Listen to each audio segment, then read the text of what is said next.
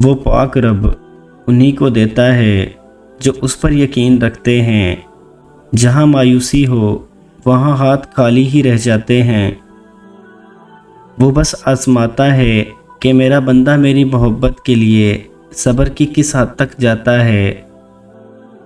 دل کی تسلی کے لیے کافی ہے کہ اللہ پاک نے کچھ بہتر ہی سوچا ہوگا۔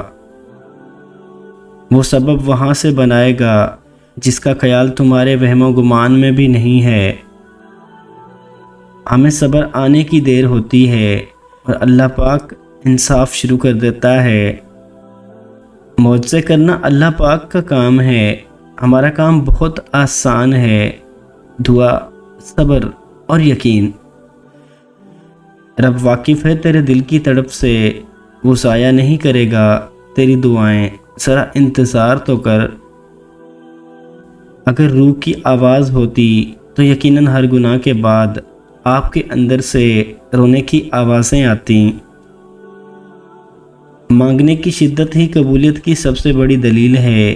تمہاری مسلسل دعائیں تمہارا مقدر مکمل بدل دیتی ہیں۔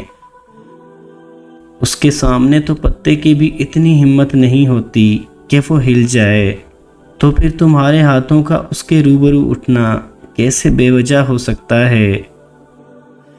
خدا تو تم پر رحم کرتا ہے ہر شخص کی اصلیت دکھا کر، مگر مسئلہ یہ ہے کہ تم خود پر ہی رحم نہیں کرتے ہو۔